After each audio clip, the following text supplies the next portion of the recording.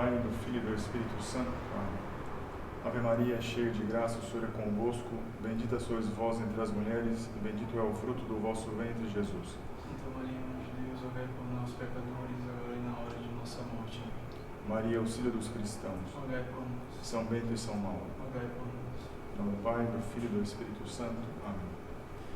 Boa noite a todos, salve Maria. Aqui quem vos fala é o professor Takassi. Vamos hoje ver alguns pontos doutrinários, não vai ser uma coisa exaustiva, alguns pontos doutrinários sobre o sacerdócio católico. Isso, a aula de hoje também serviria, eu queira Deus, que vá para alguns protestantes também, para que eles vejam a diferença que existe entre a verdadeira Igreja de Cristo, que tem o verdadeiro sacerdócio, das heresias protestantes, que tem a figura lá do tal do pastor. São figuras bem distintas, são bem diferentes. Vamos ver qual é essa diferença aqui, então. Bem, primeiramente, então, a questão etimológica. Segundo São Tomás, ali na Suma Teológica, ele coloca exatamente a origem da palavra. Ele diz que sacerdote é de sacradans, sacerdos sacradans. É aquilo que dá as coisas sagradas. É aquele que entrega ao povo as coisas divinas. São duas coisas aí distintas, né? É aquele que dá as coisas sagradas, pressupõe-se aí dar a alguém, no caso, para Deus, e, no sentido inverso aí, aquele que entrega ao povo as coisas de Deus, as coisas divinas. Quem fizer uma pesquisa rápida na internet, verá que tem uma definição ali. Eu peguei uma definição bem genérica, mas inclusive essa definição vem com essa noção do quê? Que o sacerdote é aquele sacrificador, aquele que oferecia vítimas à divindade, lá entre os povos antigos. De fato, quem conhece um pouco de história sabe que nos povos antigos, nos povos pagãos principalmente, tínhamos a figura do sacerdote, que é aquele que fazia sacrifícios, até inclusive sacrifícios humanos, para aplacar a ira das divindades ou para chamar os benefícios das divindades, enfim. O sacerdote, então, é aquele mediador, é aquela figura humana, é um homem que faz a ponte, que faz a intermediação entre Deus e os homens. Concede de Deus alguns benefícios, mas também apresenta a Deus as ofertas dos homens. Então, essa noção tem que ficar muito clara, porque, como eu havia dito no começo, existe até ensinamentos hoje em dia, emanados do Concílio Vaticano II. Quem já viu a nossa aula sobre o que mudou na Igreja com o Vaticano II, lá está explícito. Os clérigos de hoje, eles evitam até se denominarem sacerdotes, eles se denominam presbíteros. Vamos ver aqui qual a diferença disso. E por que eu estou enfatizando a questão, a figura do sacerdote, a noção do sacerdócio. E deixo aqui um pedido para quem não viu essa aula, que veja a nossa aula sobre a redenção, porque a noção de sacerdócio está intimamente ligada à noção de redenção. Eu não vou aqui repetir, né? Mas quem viu a aula sobre a redenção vai entender um pouco melhor sobre o que vai ser dito aqui sobre o sacerdócio. Porque existe uma relação. Como todos sabem, a partir daquela aula, então, após o pecado original, Adão e Eva viviam no estado de justiça, havia um estado de amizade com Deus. Com o pecado original, estabeleceu-se uma relação de inimizade com Deus. Então, após o pecado original, foi necessário um sacrifício aí, com o caráter de remir os pecados, para a remissão dos pecados. Então eu coloquei aqui alguns exemplos, nós tiramos da Sagrada Escritura, do Antigo Testamento. Então, após Adão e Eva, é conhecido ali o sacrifício oferecido por Caim e por Abel. Caim ofereceu os frutos da terra e do trabalho dele, e Abel ofereceu dos primogênitos do seu rebanho e das gorduras deles. É interessante aqui colocar das gorduras deles, porque pressupõe-se então que houve aí uma destruição, uma morte do caso das primícias do rebanho, ou seja, de um cordeiro. Depois temos a figura de Noé também, que ofereceu em holocausto sobre um altar todos os animais e todas as aves puras. Está ali também Noé dizendo que havia um sacrifício que era feito. Depois, todos conhecem o sacrifício que ia ser feito de Isaac, que Abraão levou seu filho Isaac para o monte e oferecê-lo em holocausto para Deus, porque Deus mandou. E no momento que ia ser feito isso, Deus mandou parar, o anjo mandou parar, e foi oferecido então no lugar de Isaac o carneiro. Foi oferecido em holocausto no lugar de seu filho. Um outro ponto que fala sobre o sacrifício é em Êxodo. Aqui já é mais explícito. Veja, com Caim e Abel, com Noé e com Abraão, não se está dito ali que eram sacerdotes, mas o caráter sacerdotal estava ali. Ou seja, é alguém que oferece um sacrifício a Deus. Aqui já não. Aqui em Êxodo, capítulo 28, capítulo 29, já temos explicitamente a noção do sacerdócio. Diz lá que Deus mandou também ver Arão e seus filhos para que exerçam diante de mim, diante de Deus, as funções do sacerdócio. E serão meus sacerdotes para um culto perpétuo. Eis o que sacrificará sobre o altar 2 cordeiros, para que exerçam o meu sacerdócio. Aqui vocês vejam que quem estabeleceu o sacerdócio foi o próprio Deus. Deus é que coloca isso. Não foi uma função, digamos assim, que emanou do homem. Não, aqui foi um mandato de Deus. Deus que estabeleceu isso. E vamos ver que isso aqui se repete depois.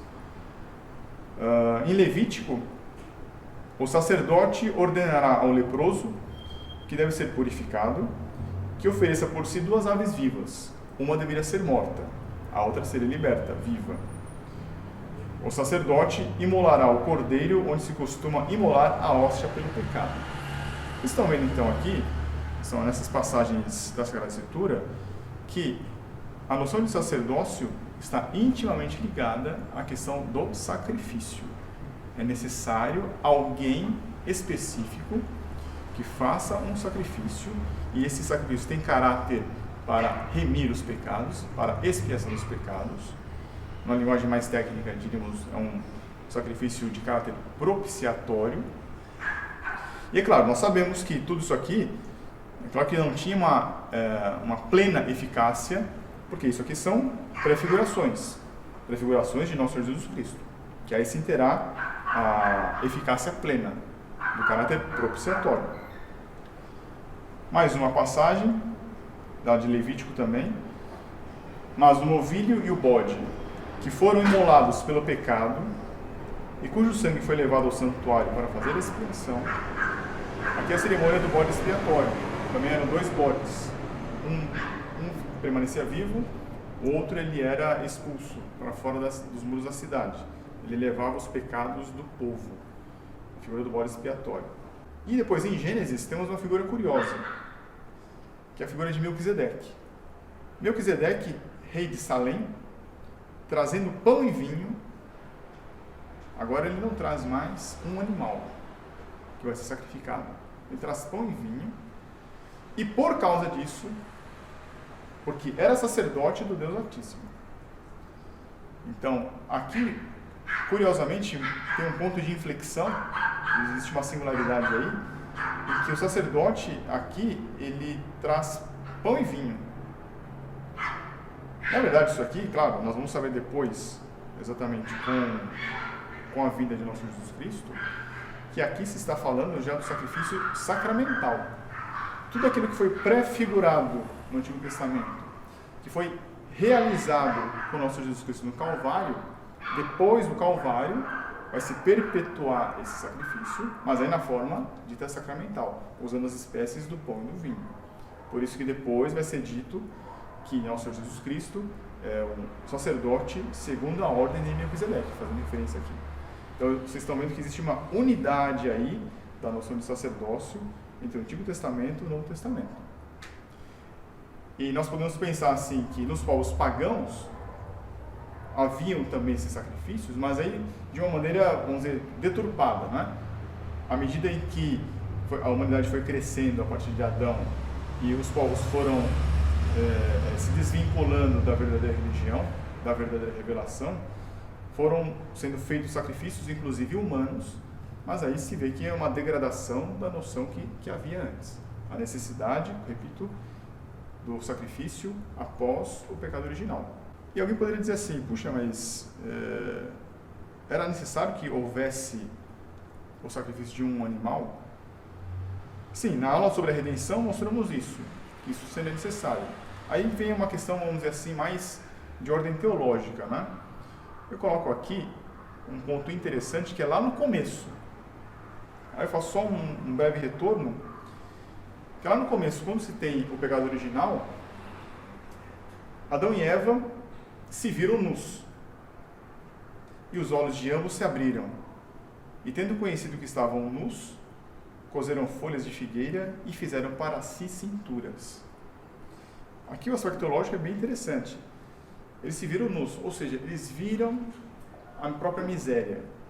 Não só a nudez corporal, mas a nudez, principalmente, sobretudo, a nudez espiritual. Eles cometeram um delito, eles cometeram um pecado, ficaram com vergonha. Eles viram o erro que fizeram. Para tentar encobrir esse delito, como que fugindo para tentar esconder isso aí, fizeram para si folhas de figueira. As folhas, elas secam, elas perderam utilidade. Então vem Deus e intervém, e Ele é que fez também o Senhor Deus a Adão e a sua mulher túnicas de peles. Qual seria o significado teológico disso aqui? Eu achei bem interessante o que eu li. É que a nudez espiritual, a miséria humana, ela só pode ser encoberta, ou seja, ela só pode ser desviada, né? Pode ser atenuada ou encoberta, é com a ação de Deus. Está prefigurado aqui a questão de que, para suprir essa nudez espiritual, era necessário peles. Supõe-se aí peles de animais. E para que tenha peles de animais, tem que haver a morte de um animal. Então tem que haver derramamento de sangue. Só assim, com o derramamento de sangue, é que a nudez espiritual dos homens pode ser encoberta. Isso aqui está prefigurando exatamente o quê? Que é o sacrifício de nosso Deus no Calvário. Como o pecado entrou por um homem, Adão, e isso foi uma coisa tão gravíssima que afetou, digamos assim, o próprio ser de Adão. Então, podemos dizer assim, que o pecado entrou no sangue, tanto é que toda a posteridade de Adão estava também em estado de inimizade com Deus. Para tirar o pecado dos homens, para tirar o pecado do mundo, é necessário que seja tirado todo o sangue do homem. E no caso do homem, aí, et homo, é de nosso Jesus Cristo. Então está prefigurado aqui, achei bem interessante isso, que já Deus ao Senhor já antecipava isso. É necessário a morte, é necessário que tenha a saída de sangue, a efusão de sangue. Não como dizem hoje, parece que Deus cruel. Não é que ele exigia isso, mas é que a questão da proporcionalidade entre a ofensa feita para uma dignidade infinita exigia isso em reparação, uma questão de justiça. Então vemos aqui que é Deus que toma a iniciativa. Deus é que fez as túnicas de pele. É Deus que mandou Arão e seus filhos a se tornarem sacerdotes. É Deus que mandou Abraão sacrificar Isaac. É Melquisedeque que é sacerdote de Deus Altíssimo. Sempre é Deus que faz o sacrifício. Sempre é Deus que faz a liturgia. É Deus que regra o ritual. É uma coisa de Deus, não é feito pelo homem. Por quê? Se for feito pelo homem, um rito que é feito pelo homem, isso aí é ineficaz. Isso aí é estéril. Não traz graças nenhuma. E de maneira bem sintética, bem precisa. Então, Pio XI, na sua carta apostólica Ad Catholici Sacerdote, veja o que ele escreveu no parágrafo 9, Pio XI, lá em 1935. O gênero humano sentiu sempre a necessidade de ter sacerdotes, conciliadores entre Deus e os homens.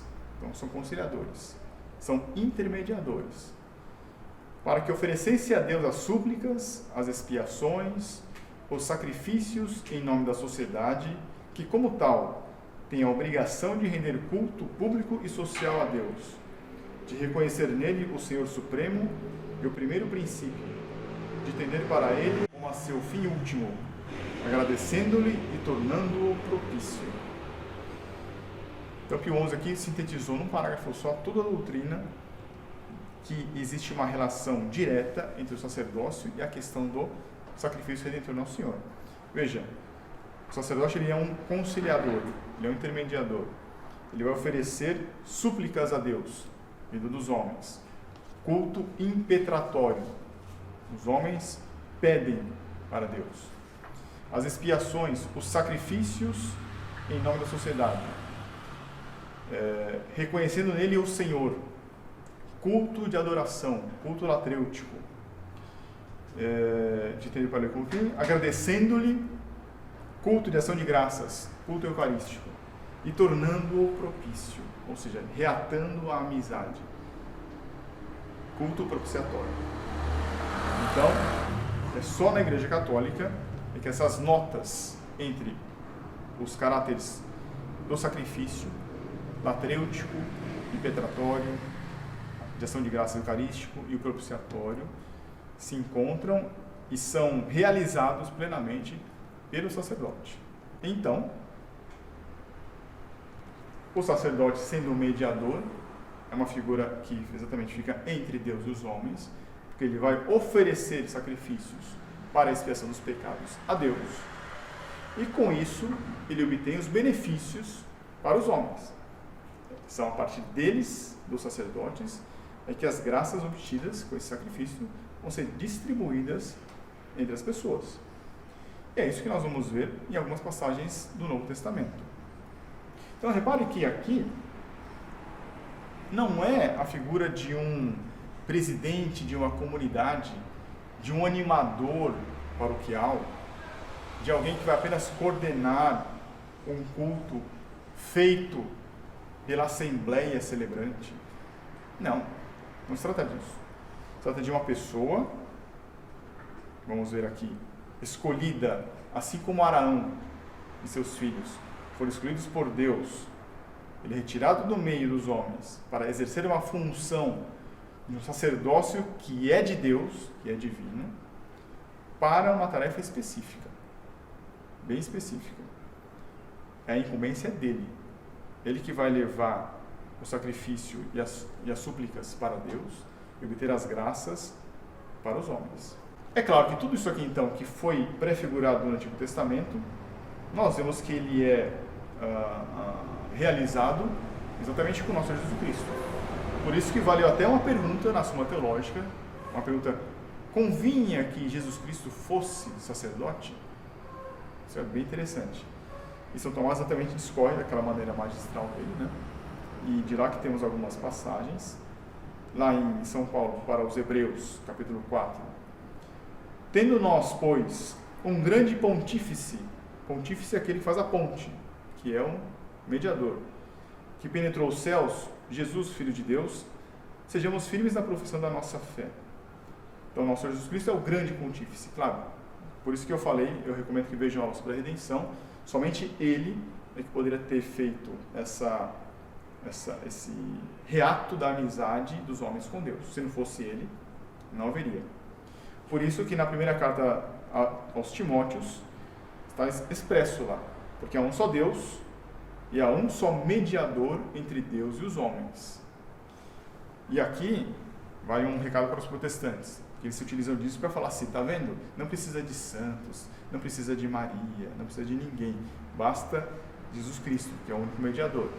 Sim, ele é o único mediador, mas em que sentido que ele é o único mediador? Porque, afinal de contas, todos nós pedimos para alguém, para um amigo, para o nosso pai, para o nosso avô, para um padre. Quem é protestante pede para um pastor, para rezar por alguém que está com uma necessidade, que está enfermo, para passar no vestibular. Isso é intermediar. Estamos intermediando. Quando rezamos para alguém, estamos intermediando. Fazemos papel aqui de mediação também. Só que essa mediação é chamada mediação, vamos colocar aqui, suplicante. Nós rogamos para Deus, para que tenha uma graça, tal pessoa tenha uma graça. Mas aqui, quando São Paulo afirma que há um só mediador entre Deus e os homens, atenção protestantes, ele coloca que é Jesus Cristo, homem, o qual se deu a si mesmo para a redenção de todos. Então ele é o único que poderia remir, que poderia ter a redenção dos homens. É o único que poderia pagar aquela dívida infinita. Nesse sentido, ele é o único mediador.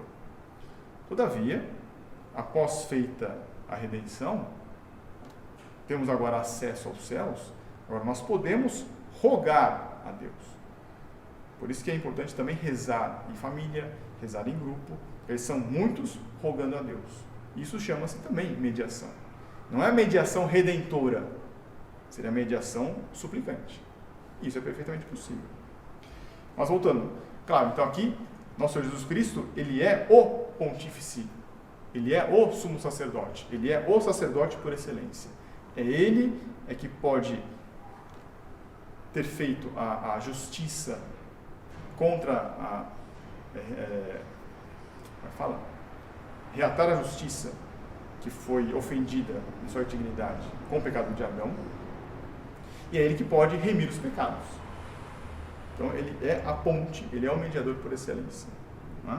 Então, de fato, como São Tomás explica muito bem na Suma, convinha muito bem que ele fosse sacerdote, porque exatamente ele dá as coisas sagradas, ele leva as coisas sagradas para Deus e traz as coisas sagradas de Deus, as graças, para os homens. Então alguém podia pensar, ótimo, então o nosso Senhor Jesus Cristo cumpriu todas as prefigurações do Novo Testamento, eu sou um sacerdote, ele no Calvário nos salvou, e aí já abordei isso numa outra aula, nós abordamos numa outra aula, então está todo mundo salvo? Não, não é assim.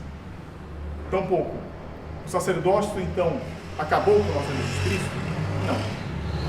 E vamos ver aqui, São Paulo ainda para os Hebreus, exatamente, depois de ter proclamado como sumo sacerdote, como o pontífice nosso Jesus Cristo, no capítulo 5, São Paulo coloca, porque todo pontífice, mas não era um só, agora está colocando, porque todo pontífice, todo mediador, tomado dentre os homens, é constituído a favor dos homens naquelas coisas que se referem a Deus, para que ofereça dons e sacrifícios pelos pecados. Mas não era só Jesus Cristo que poderia fazer isso? Sim, e ele fez. Só que o que nosso Jesus Cristo fez ali, em loco, naquela época, naquele tempo, naquele lugar, ele quis, nosso Senhor Jesus Cristo quis, Deus quis, não foram os homens que quiseram, ele quis que isso se perpetuasse ao longo do tempo e do espaço. Por isso que, ao longo do tempo, em várias localidades, alguns homens seriam tomados na sociedade e seriam constituídos a favor dos homens em geral, para que oferecesse dom e sacrifício para os pecados. Não é um novo sacrifício, mas realizar o mesmo sacrifício, mas agora de maneira sacramental, que foi deixado por nosso Jesus Cristo, que foi instituído por Deus. Não foram os homens que fizeram isso. Isso não é uma invenção humana. E aqui estou enfatizando também a figura de que alguns homens são escolhidos por Deus. Isso chama-se vocação. Que é para distinguir também uma confusão que existe hoje em dia, infelizmente até nos meios católicos, que vem de uma heresia protestante, de dizer que todos nós somos sacerdotes. Em certo sentido. É o chamado sacerdócio comum dos fiéis. Mas existe um outro, que é o caráter sacerdotal, que é o caráter ministerial, que é o sacerdócio ordenado, que é exatamente esse aqui que estamos falando. Alguns homens são tirados da sociedade. e são constituídos para oferecer dons e sacrifícios pelos pecados. Mas como é que isso surgiu então? Como é que esses homens, que são sacerdotes, digamos assim, a exemplo do que foi o sumo sacerdote nosso Jesus Cristo, como que eles foram constituídos para que fosse realizado os sacrifícios pelos pecados? Ora, isso aconteceu exatamente na Santa Ceia. E aqui está o princípio teológico disso. É Deus, a segunda pessoa da Trindade, o Filho de Deus, nosso Senhor Jesus Cristo, que na Santa Ceia instituiu ali a Eucaristia e instituiu ali o sacerdócio. Por quê? Porque ele disse: isto é o meu corpo, que é dado por vós. Fazei isto em memória de mim. O que significa esse fazer isto? Fazer isto é pegar um pedaço de pão e dizer: isto é o meu corpo. Não é uma figura simbólica, não é uma metáfora, como dizem os protestantes. Eles falam tanto de que tem que estar na Bíblia, e quando você coloca onde está escrito que isso aqui é simbólico, não está, pelo contrário. Então, o Senhor diz lá expressamente: a minha carne é verdadeira comida, o meu sangue é verdadeira bebida. Quem não comer da minha carne, quem não beber do meu sangue, não terá vida eterna.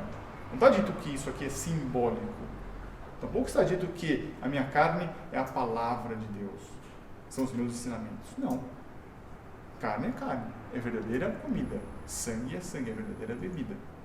E aqui também está expresso. O Senhor disse: isto é o meu corpo. Não está dito que isso simboliza o meu corpo. Não.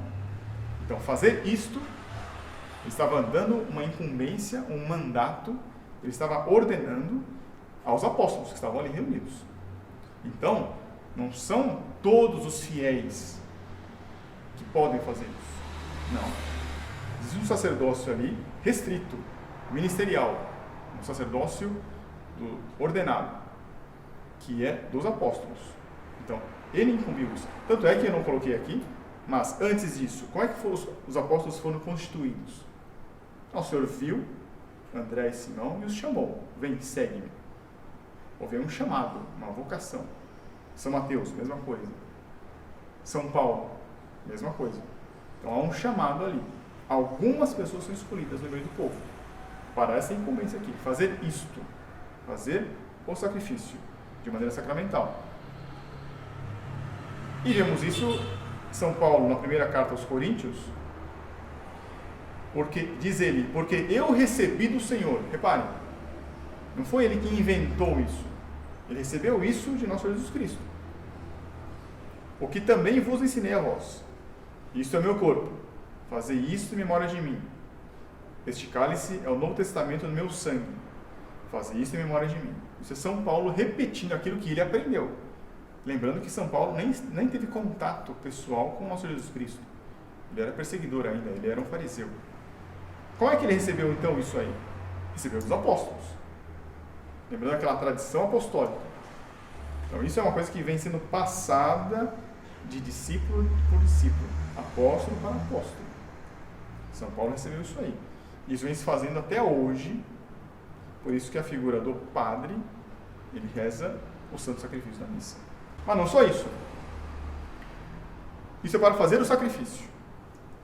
Lembrando que nosso Senhor Jesus Cristo veio exatamente para a salvação do homem. Não é? Claro, ele também para restaurar a justiça, a dignidade ofendida. Com o sacrifício no Calvário, ele realizou essa justiça e também trouxe a salvação para os homens. Por isso que o sacerdócio católico também tem incumbência de perdoar os pecados dos homens. Nós vemos isso lá em São João.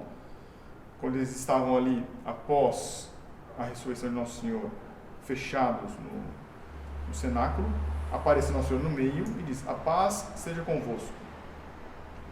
Assim como o Pai me enviou, também eu vos envio a vós. De novo ali, Deus é que faz, que dá a incumbência a alguns homens. Isso não surgiu dos homens. Isso é de uma instituição divina. Assim como o Pai me enviou, o Pai enviou Nosso Senhor para quê? para a salvação dos homens. Também eu vos envio a vós, para a redenção dos homens. Mas lembrando, a redenção ela não pode ser imposta. Tem que ter a adesão livre de cada um. Então nós chamamos de redenção objetiva.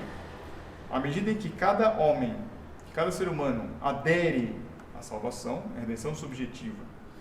Por isso que é necessário então o perdão dos pecados. Tendo dito essas palavras, soprou sobre eles e disse-lhes: recebei o Espírito Santo. Então existe uma classe de homens, chamados sacerdotes, que não é o sacerdócio comum dos fiéis, em que eles recebem o Espírito Santo. Para outras coisas também, mas para quê? Nesse caso aqui. Aqueles a quem perdoarem os pecados, serão perdoados. Então, eles agora têm o poder de perdoar os pecados dos homens. Puxa, então, um homem, ele pode perdoar os pecados de outro homem? Claro, não por poder próprio, por poder do Espírito Santo. Essa mesma pergunta os fariseus fizeram para nosso Jesus Cristo. Veja, ele perdoa um homem, ou seja, ele está se fazendo de Deus, mas ele era Deus. Agora, o sacerdote, ele não é Deus, é claro, mas é por meio dele, é o mediador, é que as graças da redenção, o perdão dos pecados, pode chegar ao pecador. Por isso que o sacerdote, ele tem o poder de perdoar, sim. Mas ele diz lá, a forma é muito bonita, e eu, pelo ministério da igreja, pelo poder que nosso Senhor deu, ou seja, não é dele esse poder, ele diz: eu te absolvo. E os pecados são absolvidos. Porque ele aplica ali, numa pessoa em concreto, as graças que nosso Senhor conseguiu lá no Calvário. O sacerdote, propriamente então, é um instrumento. Por isso que ministro significa, é sinônimo de instrumento. É um instrumento utilizado por Deus, porque Deus assim o quis. É um instrumento utilizado por Deus para levar a salvação para os homens. Neste caso aqui, para o perdão dos pecados, por meio do sacramento da penitência. Daí a necessidade da confissão. Mas não só isso. Além então de realizar o santo sacrifício, não um novo sacrifício, é o mesmo sacrifício, de perpetuá-lo no tempo e no espaço. Além de perdoar o pecado dos homens, Deus também, nosso Senhor Jesus Cristo, deu a incumbência de ensinar e batizar. Antes de subir aos céus, nosso Senhor, com os discípulos reunidos, declarou: foi-me dado todo o poder no céu e na terra. Ou seja, quem manda é nosso Senhor Jesus Cristo. E depois, ensinai todas as gentes, batizando-as, em nome do Pai, do Filho e do Espírito Santo, ensinando-as a observar todas as coisas que vos mandei. E eis que estou convosco todos os dias, até a consumação dos séculos. Então, aquele grupo seleto de pessoas, que não é todo mundo, são apenas os discípulos, os apóstolos, eles tiveram a incumbência também de ensinar as verdades que nosso Senhor revelou, claro, e de batizar, ou seja, de aplicar em cada pessoa os méritos infinitos conseguidos no Calvário. Só que isso aqui, é claro, não é por força dos homens, é por força de Deus. Tanto é que ele diz que estará convosco, com os apóstolos, até a consumação dos séculos. Obviamente, São Pedro, São Paulo, São Tiago, São Marcos já morreram. Como é que ele diz aqui que vai ficar, então, até a consumação dos séculos, até o final dos tempos? Então, é claro que haveria, então, uma sucessão de apóstolos ao longo do tempo, do espaço, e que quem garante isso, quem respalda isso aqui, é nosso Jesus Cristo. Ele acompanha, então, o sacerdócio até o final dos tempos. Essa é a nossa garantia. Porque é nosso Senhor que está dizendo. Não é o homem que está dizendo. É o próprio nosso Senhor que empenha ali, que garante isso aí. Né? Então, fazer o santo sacrifício, a Santa Missa. Perdoar os pecados dos homens, o sacramento da confissão. Ensinar as verdades reveladas. Que a igreja é coluna e base da verdade. E batizar, ou seja, a confissão, a penitência, o batismo, aqui resumem os sacramentos propriamente, né? Os sacramentos são os canais, as vias de acesso às graças de Deus. Isso tudo é incumbência dos sacerdotes. Por isso que São Paulo, na sua primeira carta aos Coríntios, diz lá: assim todos nos considerem como ministros de Cristo, instrumentos de Cristo e dispenseiros dos mistérios de Deus. Quem vai dispensar as graças, os sacramentos, são eles, são os apóstolos. Eles são os dispenseiros, eles são os instrumentos de Deus. Por meio deles, são os mediadores, é que a graça chega até nós, conseguidas lá no Calvário. E na segunda carta aos Coríntios, São Paulo também diz lá: porque era Deus que reconciliava consigo o mundo em Cristo, sim, não lhes imputando seus pecados, e encarregou-nos a nós da palavra de reconciliação.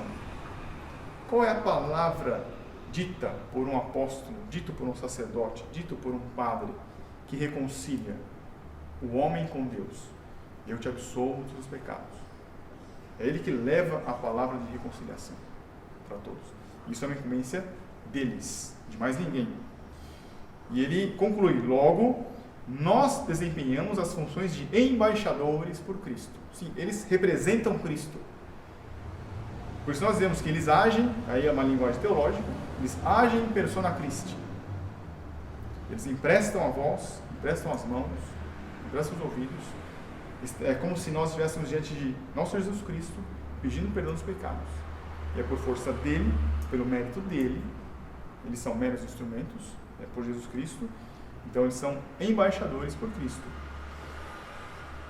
E olha o que ele coloca, hein? Isso é tremendo. É como Deus exortando-vos por meio de nós. Então, a palavra de Deus, a verdade, as graças, só chegam até nós pelos sacerdotes. Eles não são animadores de paróquias. Eles não são meros pregadores da palavra de Deus. Eles são também. Mas não é só isso.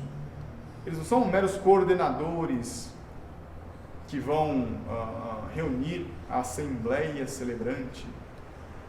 Não. Eles são uma classe especial de homens aí, incumbidas especialmente para isso, para levar o perdão de Deus, para levar as graças de Deus, para levar a verdade revelada para os homens. Então, ele é o mediador, porque ele oferece os santos sacrifícios da missa e distribui as graças pelos sacramentos. Sim. Agora, além dessas três funções, há uma quarta também, que é de governar os fiéis. Claro, porque Deus, ele é uma pessoa inteligente. Para quem não sabe, ele é uma pessoa inteligente. Deus é organizado. E como tal, ele organizou a sociedade civil, o Estado, mas organizou também a sociedade eclesiástica. Isso nós podemos depreender de quando ele pergunta a Pedro: Pedro, tu me amas? São Pedro responde sim, e ele diz: apacenta os meus cordeiros. Apacenta os meus cordeiros, 2 vezes. Apacenta as minhas ovelhas, 3 vezes. Então, foi dado para São Pedro, e é claro, São Pedro é o chefe dos apóstolos, então ele delega também esses poderes aos outros. Por isso que se diz que o Papa reservou uma certa porção, uma parcela do rebanho para um bispo. Um bispo, ele reserva uma porção do povo para um pároco, é a paróquia, para apacentar os fiéis. Então, o Papa apacenta os bispos os padres os fiéis. Então, os fiéis são governados. Então, existe um poder aí de governo, que nós chamamos aí de jurisdição. Isso é de instituição divina.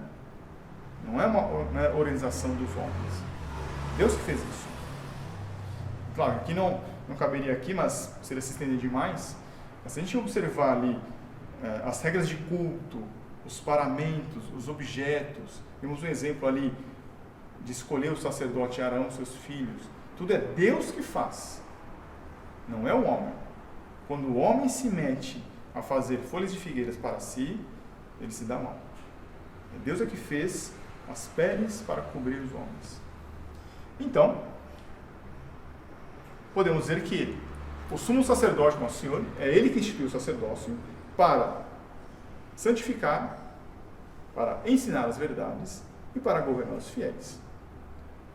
E São Tomás coloca, como é próprio dele, como ele diz assim, cada coisa é denominada pelo fim, cada coisa é determinada pelo seu fim.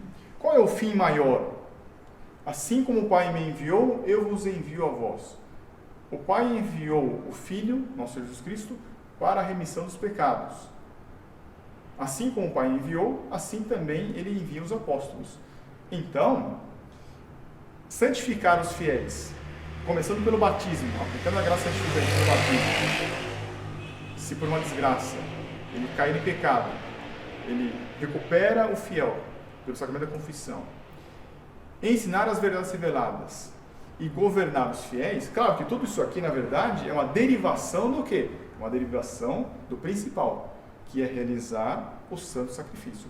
Fazer isto em minha memória. Assim como o Pai enviou o Filho para a redenção dos homens, nosso Senhor Jesus Cristo enviou os apóstolos para a remissão dos pecados, para a realização do sacrifício, para que, de fato, houvesse eternamente, até o final dos séculos, um culto agradável, de fato agradável a Deus. Aquilo que foi prefigurado no Antigo Testamento foi realizado com o Calvário e se perpetua até hoje, no final dos tempos, um culto agradável a Deus. Por isso que o sacerdote, e temos que usar essa palavra, é curioso porque quando eu conversava com meu pai ele não falava tanto o padre e tal, ele falava o sacerdote. Então os antigos tinham creio que essa noção. Com os ventos do concílio, não é mais sacerdote, é presbítero. Né? Ou comumente chamado padre também. Mas temos que ter noção de que o padre, o bispo, o papa, eles são sacerdotes. Eles têm a incumbência de realizar o santo sacrifício. E São Tomás, na Suma contra os Gentios, coloca: assim como o instrumento é movido pelo agente para realizar algo, assim o ministro ordenado, o sacerdote, é movido por uma ordem do Senhor para algo a executar.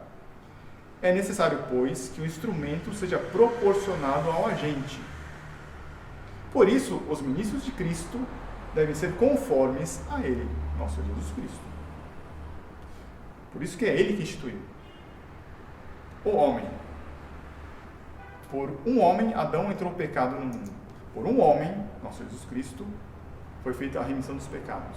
E é por homens, conformes a nosso Senhor Jesus Cristo, é que a salvação, que a redenção, que as graças chegam aos homens também. E por que eu estou dizendo isso? É só para dar um contraponto à questão do celibato sacerdotal. Deveria ser tratado numa outra aula, porque senão ficaria muito extenso isso aqui, né? Mas a questão do sacerdócio feminino, que hoje que estão uma certa euforia aí, repare que então não se trata de preconceito contra as mulheres.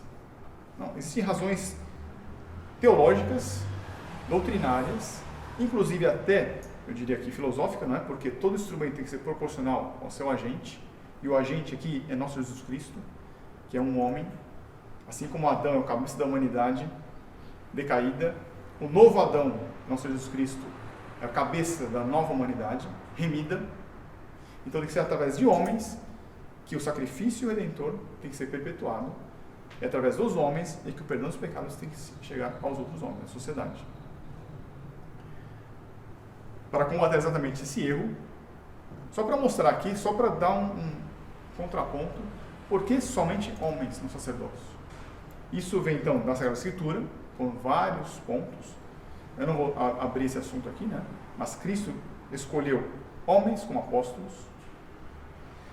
Existe uma figura eminentíssima, que é Nossa Senhora, que é Mãe de Deus, que é Rainha dos céus e da terra, que é Rainha dos apóstolos, que é Mãe da Igreja. Todavia, ela não é sacerdotisa. Ela não é. Ela é superior. Ela é Rainha dos apóstolos. Todavia, ela não é sacerdotisa. E ela respeita isso. Porque Cristo que escolheu homens apenas. E a tradição da igreja, a prática constante da igreja, que ao longo dos séculos sempre teve isso como um ponto indiscutível. Então eu trago aqui só para, eu não quero abordar esse assunto, mas só para trazer, falam tanto do magistério da igreja, do magistério conciliar, do magistério pós-conciliar. Muito bem, existe então uma figura aqui do magistério, que é São João Paulo II, na sua carta apostólica Ordinatio Sacerdotalis. Me parece, eu não tenho conhecimento total, mas me parece que é o único documento pós-conciliar que a linguagem é totalmente diferente. Ele coloca, portanto, para que seja excluída qualquer dúvida em assunto da máxima importância, que pertence à própria constituição divina da Igreja. A origem é divina, é Deus que instituiu. Em virtude do meu ministério de confirmar os irmãos, declaro que a Igreja não tem absolutamente a faculdade de conferir a ordenação sacerdotal às mulheres, e que esta sentença deve ser considerada como definitiva por todos os fiéis da Igreja. Acho que mais claro que isso não existe. Muito claro, objetivo direto. Não tem como falar, não tem nem como discutir. Vamos ordenar as mulheres porque está com falta, blá, blá, blá, blá, blá. Na época do descobrimento, no Brasil colônia, também não tinha sacerdote para tanta gente.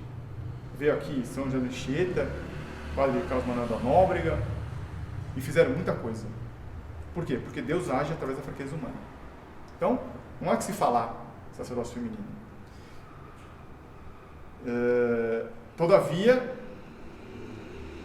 foi discutido, tanto que surgiu a figura das dúbias. Dúbias são perguntas precisas, específicas, são mandadas para a Santa Sé, para que ela responda.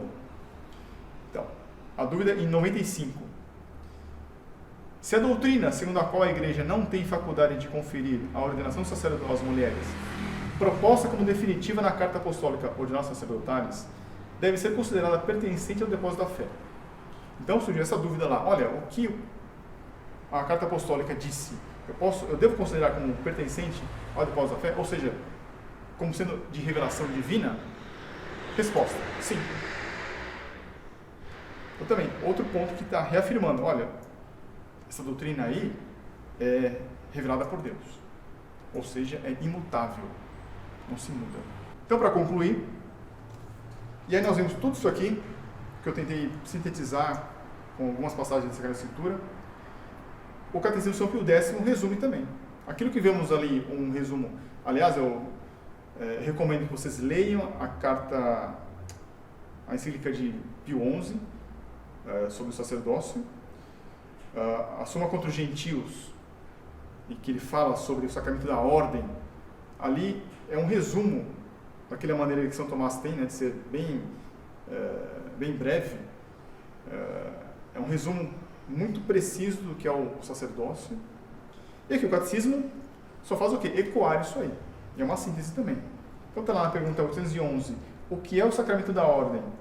A ordem é o sacramento que dá o poder de exercitar os ministérios sagrados, que se referem ao culto de Deus, o santo sacrifício da missa, e a salvação das almas, que é dar o perdão dos pecados pelo sacramento da confissão. E que imprime na alma de quem o recebe o caráter de ministro de Deus. Então está impresso na alma do sacerdote que ele é sacerdote. Isso é uma diferença ontológica, digamos assim, com todo o resto dos fiéis. No final dos tempos, quando haverá o julgamento final, vai dar para ver todo mundo que é sacerdote. Isso aqui não se tira mais. Uma vez sacerdote em eterno, para sempre. E na pergunta 820, qual deve ser a finalidade de quem abraça o estado eclesiástico? A finalidade deve ser unicamente a glória de Deus e a salvação das almas. Direto, preciso, objetivo. A função do sacerdote é esta: realizar o santo sacrifício para a glória de Deus, obter as graças e promover a salvação das almas. Só isso. Só isso. Não tem que ficar fazendo campanhas sociais, ajudar ONGs, fazer shows, ficar no palco, dançando, pulando. Não. O modo de atrair os fiéis é pela oração, realizando o santo sacrifício da missa, atendendo os fiéis na confissão. Essa é a função dele. Daí agora eu entendo por que, não sei como, mas aquele padre diocesano disse que quando começou a rezar a missa tridentina, ele entendeu qual era a função dele, qual era o papel dele, qual é o papel do sacerdote. Que fala-se tanto que existe uma crise de identidade do sacerdócio é por causa disso, porque não tem a doutrina correta. Tudo bem? Bem, eu espero que os católicos que não conheçam tenham um pouquinho melhor o que é o sacerdote, qual o papel dele, que ele está acima de nós, que ele é um mediador entre nós e Deus. Eu espero que algum protestante que esteja nos vendo veja os argumentos aí que diferem totalmente do que seja um pastor, que o sacerdócio católico ele descende diretamente de nosso Senhor Jesus Cristo, porque foi instituído por ele, né? E que possamos combater, devemos ter firme para nós que sacerdote é uma coisa distinta de nós e que não pode também haver sacerdócio feminino. Vamos rezar pelos padres que nos assistem, pelo bispo da nossa diocese, pelo Papa, para que eles sejam unicamente, tenham como única finalidade a maior glória de Deus e a salvação das almas. Em nome do Pai, do Filho e do Espírito Santo. Ave Maria, cheia de graça, o Senhor é convosco. Bendita sois vós entre as mulheres, bendito é o fruto do vosso ventre, Jesus. Santa Maria, Mãe de Deus, rogai por nós, pecadores, agora e na hora de nossa morte. Amém. Maria, auxílio dos cristãos. Rogai por nós. São Bento e São Paulo. Rogai por nós. Em nome do Pai, do Filho e do Espírito Santo. Amém.